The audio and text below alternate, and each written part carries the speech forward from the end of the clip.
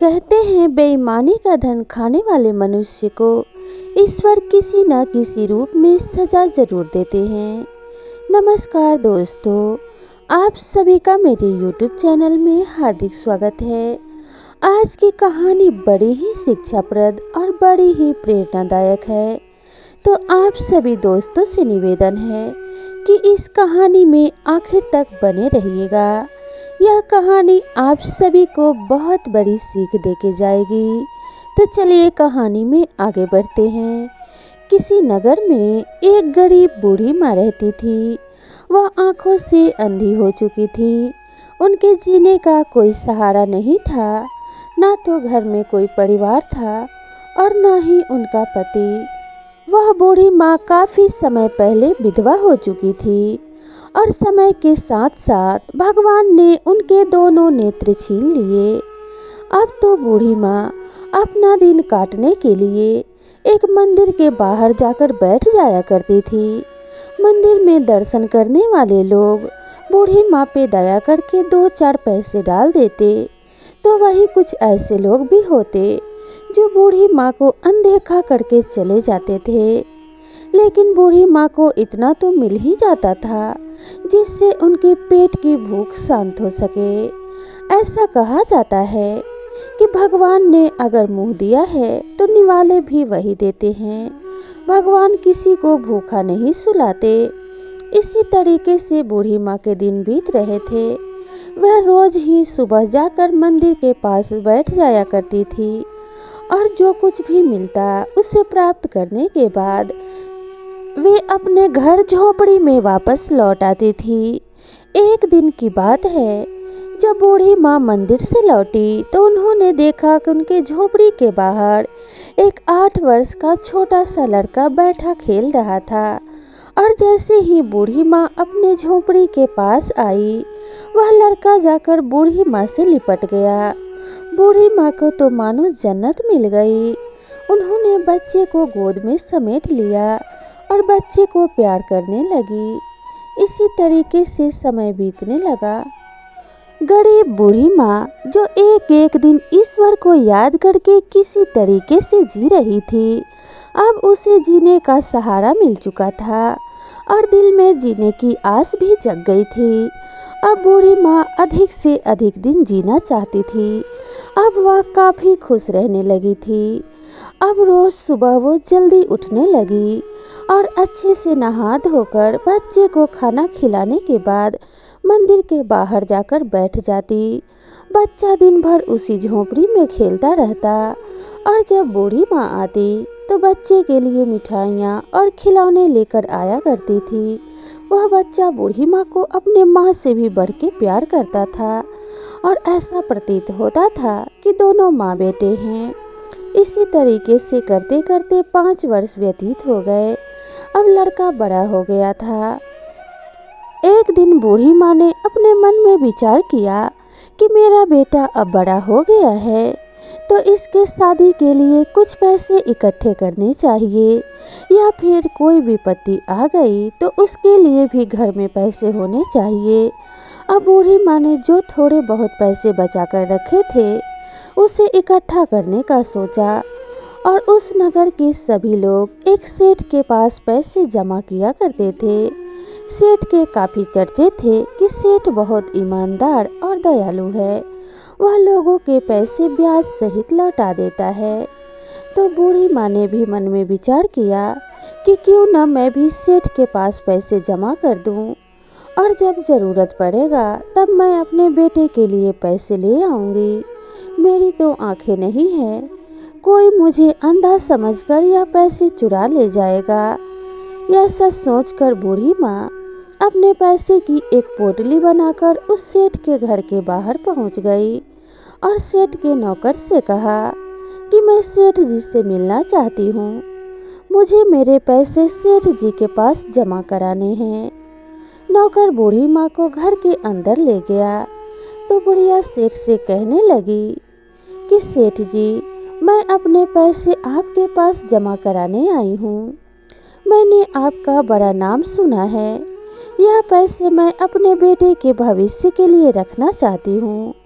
आगे भविष्य में उसका शादी ब्याह भी करना होगा, या फिर ऐसा भी हो सकता है कि हमारे ऊपर कोई मुसीबत आ जाए।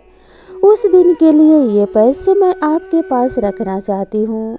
जब जरूरत पड़ेगी तब ये पैसे मैं ले जाऊंगी। सेठ ने अपने मुनीब से कहा कि बुढ़िया का नाम पता लिखकर इसके पैसे जमा कर लो। मुनीब ने पैसे गिनकर बुढ़िया के नाम और पते के हिसाब से उस पैसे को जमा कर दिया। अब बूढ़ी माँ काफी खुश थी कि उसने अपने बेटे के भविष्य के लिए कुछ पैसे सुरक्षित रखे हैं, और खुशी खुशी वो अपने झोपड़ी में लौट गई। और जाते ही उनका बेटा आकर फिर से उनके गले लग गया। दोनों माँ बेटे ने भोजन किया और दोनों सो गए। अगली सुबह फिर से बुढ़िया उठी और जाकर मंदिर के बाहर बैठ गई। वह इसी तरीके से अपना समय बिता रही थी कि एक दिन अचानक उस बूढ़ी माँ का लड़का बीमार पड़ गया, और वह इतना अधिक बीमार पड़ा कि बूढ़ी माँ को बहुत चिंता होने लगी। बूढ़ी माँ ने अपने तरफ से उसे ठीक करने की बहुत कोशिश की, लेकिन उसके सेहत में कोई सुधार नहीं हुआ। वह दिन प्रतिदिन और अधिक बीमार होने लगा। अपने बेटे की गिरती सेहत को देखकर बूढ़ी माँ काफी चिंतित हुई और भगवान से प्रार्थना करने लगी कि हे ईश्वर, आपने मेरे जीने का एक सहारा दिया है, उसे क्यों छीनना चाहते हो? अगर लेना ही है तो मुझ बुढ़िया के प्राण ले लो, लेकिन मेरे बेटे को ठीक कर दो। रोते रोते बूढ़ी माँ को उस पैसे की याद आई जो उन्होंने 2 वर्ष पहले सेठ के पास रख दिया था। अब तो बूढ़ी माँ ने एक लाठी के सहारे उस सेठ के घर के तरफ जाने का फैसला किया, और धीरे धीरे बूढ़ी माँ उस सेठ के घर पहुँच गई और जाकर सेठ से कहने लगी, सेठ जी, मुझे मेरे पैसे लौटा दीजिए। मेरा बेटा बहुत बीमार है। वह पैसे से मैं अपने बेटे का इलाज कराना चाहती हूँ। मैंने अपने बेटे के लिए ही उस पैसे को सुरक्षित रखा था। बुढ़िया की बात सुनकर सेठ कहने लगा कि अरे बुढ़िया, तूने मेरे पास कौन से पैसे रखे हैं? मैं तो तुझे जानता भी नहीं। जबकि सेठ ने बुढ़िया को पहचान लिया था। सेठ की बात सुनकर बुढ़िया गिड़गिड़ाने लगी और कहने लगी, सेठ जी, मेरे साथ ऐसा मत करो। भगवान का दिया हुआ आपके पास सब कुछ है। इतना धन संपत्ति का क्या करोगे? जब एक गरीब और लाचार आपके दरवाजे से रोती बिलखती लौट जाए, ईश्वर आपको कभी माफ नहीं करेंगे। ऐसा मत करो। लेकिन सेठ के मन में लालच आ चुका था। वह बुढ़िया के पैसे लौटाना नहीं चाहता था। इसलिए उसने अपने मुनीब से कहा कि मुनीब, देख के बताना कि क्या इस बुढ़िया ने हमारे यहाँ कभी पैसे जमा करवाए थे। और आंखों ही आंखों में सेठ ने मुनीब को इशारा कर दिया। मुनीब सेठ का इशारा समझ गया और कहने लगा, नहीं सेठ जी, इस बुढ़िया का कोई भी पैसा हमारे यहाँ जमा नहीं है। ये तो ऐसे ही पैसे मांगने आ गई है। तब सेठ ने धुतकारते हुए कहा, बुढ़िया यहाँ से भाग जा, नहीं तो मैं अपने नौकरों से कहकर तुझे बाहर फेंकवा दूंगा और साथ में तेरी पिटाई भी करवाऊंगा। बुढ़िया हाथ जोड़कर सेठ के पैरों में गिर गई और कहने लगी, मेरे बच्चे के जिंदगी का सवाल है। मैं उसी के सहारे जी रही हूँ। मेरे जीने का सहारा मत छीनो। मेरे पैसे आप भले ही नहीं देना चाहते, लेकिन आप तो इतने धनी हो। मदद के तौर पे आप थोड़े पैसे मुझे कर्ज दे दो। मैं अपने बेटे के इलाज के बाद आपके पैसे लौटा दूंगी। लेकिन सेठ ने बुढ़िया की एक भी बात नहीं सुनी और अपने नौकरों से कहकर बुढ़िया को घर से बाहर निकाल दिया। बुढ़िया रोती बिलखती अपने घर लौट गई। जब वे घर पहुंची तो उसके बेटे की हालत काफी दयनीय हो चुकी थी। बुखार इतना अधिक तेज था कि उसका पूरा शरीर तप रहा था। घर जाकर बुढ़िया ने अपने बेटे का सिर गोद में लिया और जोर जोर से रोने लगी। वे ईश्वर को याद करने लगी और कहने लगी, हे ईश्वर, उस बेईमान को सजा जरूर देना। कहते हैं कि अगर किसी की दुआएं हमारे मुसीबतों को कम कर देती है तो किसी की बद्दुआएं भी हमें ज़रूर लगती है। इसीलिए कभी भी किसी का दिल नहीं दुखाना चाहिए और बेईमानी का धन तो कभी नहीं खाना चाहिए। कहते हैं बेईमानी का एक एक पैसा अदरिया चीर कर बाहर निकलता है। इसलिए हमेशा इंसान को ईमानदारी की रोटी खानी चाहिए। रोते रोते बुढ़िया ने अपने मन में विचार किया कि अगर मैं सेठ के दरवाजे पे अपने बेटे को लेकर चली जाऊं और वहीं पे बैठी रहूं तो शायद सेठ को मुझ पर दया आ जाए और वह इलाज के लिए थोड़े पैसे मुझे दे दे। बुढ़िया अपने बेटे को लेकर सेठ के घर पर चली गई और गोद में लेकर सेठ के घर के बाहर अपने बेटे को बैठकर रोती रही। सेठ को जब पता लगा कि बुढ़िया घर के बाहर बैठकर रो रही है तो अपने नौकरों को भेजा और कहा कि बुढ़िया को बोल दो यहाँ से चली जाए। लेकिन बुढ़िया ने किसी की कोई बात नहीं सुनी और वहीं बैठकर रोती रही। आखिरकार सेठ को बाहर जाना ही पड़ा और जैसे ही सेठ बाहर पहुंचा, सेठ की आंखें फटी की फटी रह गई। वह बुढ़िया के बेटे को देखकर देखता ही रह गया और जाकर बुढ़िया के पैरों में गिर गया और कहने लगा, बूढ़ी माँ, यह लड़का तुम्हें कहाँ से मिला? यह तो मेरा बेटा है जो 5 वर्ष पहले एक मेले में गुम हो गया था। और सेठ ने हैरानी से अपनी पत्नी को आवाज लगाई और कहने लगा, अजी सुनती हो, हमारा लड़का हमें वापस मिल गया है जो मेले में गुम गया था। सेठ बुढ़िया से कहने लगा कि यह मेरा बेटा है, मैंने इसे बहुत ढूंढा, हर जगह खबरें छपवाई लेकिन मुझे वापस नहीं मिला। सेठ अपने बेटे को गोद में उठाकर घर के अंदर ले गया। अब बुढ़िया और अधिक जोर जोर से रोने लगी और कहने लगी, अरे निर्दयी सेठ, तूने तो मेरा पैसा पहले ही हड़प लिया है, अब मेरे लड़के को भी छीन कर ले गया, मुझे मेरा बेटा वापस कर दे। लेकिन सेठ ने बुढ़िया की एक भी बात नहीं सुनी और कहने लगा कि जा बुढ़िया, ये तेरा बेटा नहीं है, ये मेरा बेटा है। सेठ ने नौकरों से कहकर बहुत सारे डॉक्टर, वैद्य, हकीम बुलवाए और अपने बेटे का इलाज करवाया, लेकिन लड़के को कोई भी फर्क नहीं दिख रहा था। काफी इलाज के बाद लड़के की सेहत में थोड़ा सुधार हुआ और जैसे ही उसने आंखें खोली, वह अपने माँ को ढूंढने लगा और कहने लगा, मेरी माँ कहाँ है, मेरी माँ कहाँ है। और जब उसे वह बूढ़ी माँ दिखाई नहीं दी तो फिर से वह रोने लगा और बेहोश हो गया। सेठ यह देखकर बड़ा परेशान हुआ। उसने फिर से अपने लड़के का इलाज कराना शुरू किया, लेकिन इस बार उल्टा ही हो रहा था। लड़के की सेहत सुधरने के बजाय बिगड़ती जा रही थी। बुढ़िया वहां से उठकर अपनी झोपड़ी में लौट चुकी थी। सभी डॉक्टर इस बात से हैरान थे कि आखिर लड़के की सेहत में कोई सुधार क्यों नहीं हो रहा है। आखिर लड़के का बुखार उतरने के बजाय चढ़ता ही क्यों जा रहा है। डॉक्टर और वैद्य ने उस सेठ से जवाब दे दिया कि आपके लड़के को दवाओं से ज़्यादा दुआओं की ज़रूरत है। यह जिसे खोज रहा है आप उसे बुलवा दीजिए, हो सकता है शायद ये ठीक हो जाए।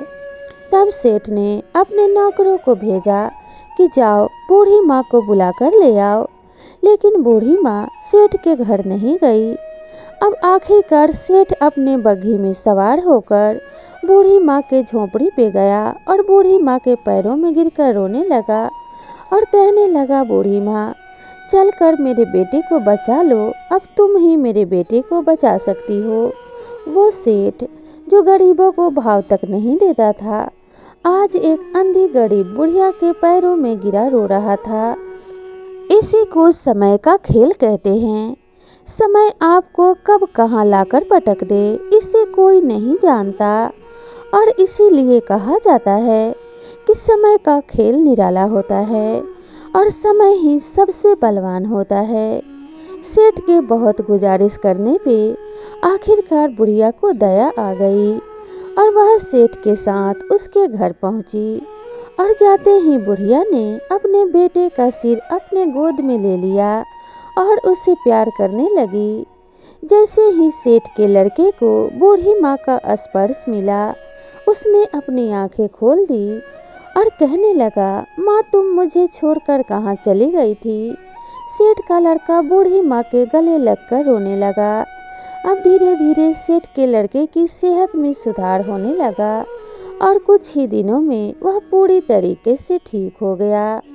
जब सेठ का लड़का ठीक हो गया तो बुढ़िया अपने झोपड़ी में वापस लौट गई। सेठ ने बुढ़िया से बहुत मिन्नतें की कि वे उसके ही घर पर रहे, लेकिन बुढ़िया ने कहा कि नहीं, मैं अपने झोपड़ी में ही रहना पसंद करूंगी। जितने भी दिन बचे हैं मैं अपने झोपड़ी में ही बिताना चाहती हूँ, क्योंकि अमीरों के दिए हुए एहसान गरीबों को रास नहीं आते। एहसान तो एहसान ही होता है। एहसान के बोझ तले मैं दबना नहीं चाहती। जब बूढ़ी माँ जाने लगी तो सेठ ने बुढ़िया का पैसा लौटाना चाहा और कहा कि बूढ़ी माँ मुझे माफ कर दो और आपने जो पैसे मेरे पास जमा किए थे वह ले जाओ। तब बूढ़ी माँ कहने लगी, यह पैसे तो मैंने अपने लड़के के लिए ही जमा किए थे, मैं इस पैसे का क्या करूँगी। मेरा लड़का तो अब आप ही के पास है, तो ये पैसे भी उसे ही दे देना। इतना कहकर बूढ़ी माँ चली गई। तो आज एक अमीर भिखारी बन गया और एक गरीब बुढ़िया दाता बन गई, जो उसने सेठ के बच्चे के प्राण भी लौटा दिए और अपने पैसे भी उसे दे गई। और सेठ इतना अमीर होते हुए भी एक गरीब बुढ़िया की मदद ना कर सका। तो इसे ही कहते हैं समय का खेल। और इसीलिए इंसान को कभी किसी के साथ बेईमानी नहीं करना चाहिए। समय कब लाकर आपको कहाँ पटक दे, इसे कोई नहीं जानता। इसलिए ईश्वर की रचाई इस दुनिया में सबको अपने कर्मों का फल भोगना ही पड़ता है। कर्मों की फसल सभी को काटनी होती है। इसलिए हमेशा अच्छे कर्म कीजिए। अच्छे कर्मों के बीज बोएंगे तो फसल भी अच्छी तैयार होगी, जिसे काटने से आपको सुख प्राप्त होगा। तो दोस्तों, आज की कहानी में बस इतना ही। आज की कहानी आपको कैसी लगी हमें कमेंट करके ज़रूर बताइएगा। और इसी तरीके की ढेर सारी नई नई कहानियों के लिए मेरे चैनल को ज़रूर सब्सक्राइब कीजिएगा। तो मिलते हैं इसी तरह की नई कहानी के साथ। तब तक के लिए नमस्कार।